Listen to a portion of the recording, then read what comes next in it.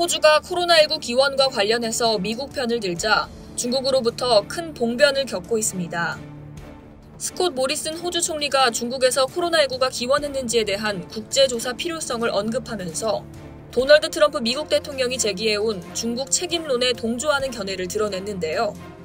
이에 발끈한 중국이 호주산 소고기 수입을 대폭 제한하고 호주산 보리에는 70%가 넘는 반덤핑 관세를 부과하겠다고 했습니다.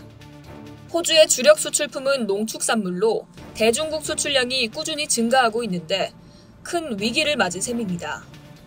여기에 호주의 대학들도 울상을 짓고 있습니다. 호주 ABC 뉴스 보도에 따르면 호주 대학의 전체 학생 가운데 중국인 유학생이 10%에 달합니다. 이미 코로나19 사태로 상당수 중국인 유학생이 빠져나가 재정적으로 어려운 상황이라 중국의 경제보복 조치가 계속될 경우 더 큰 타격을 입을 것으로 예상되고 있습니다. 이런 실상에 발맞춰 호주는 물론 미국의 언론도 중국의 보복 조치와 관련해 일제히 비판적 시각의 보도를 하기 시작했습니다.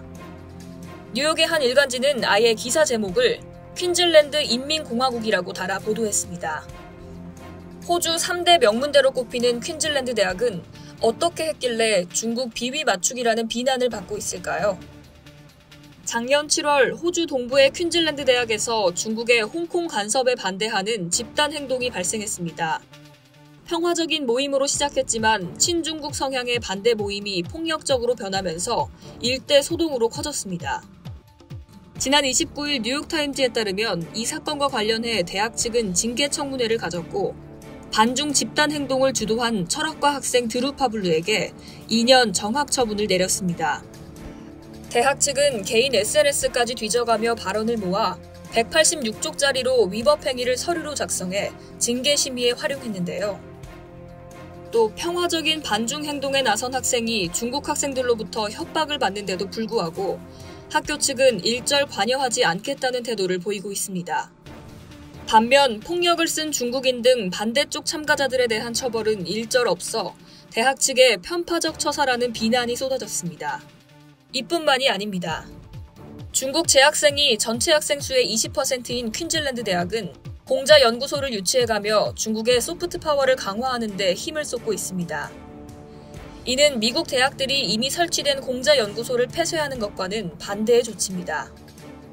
국제 전문가들은 중국이 미국을 견제하기 위해 미국 주도의 인도태평양 전략의 기축국가인 호주를 길들이고자 하는 것이라는 분석도 내놓고 있는데요. 이러한 모습은 비단 호주만의 문제는 아닐 겁니다. 한국 역시 미국 중심의 경제블록인 경제번역 네트워크에 동참할 것을 제안받을 만큼 미국의 주요 동맹국이지만 동시에 중국과도 교역에 크게 의존하는 형편입니다. 또 호주와 마찬가지로 국내 대학에 유학 중인 중국인 학생 수가 7만 명을 넘어설 만큼 한중 간의 교육도 밀접한 관계를 맺고 있습니다.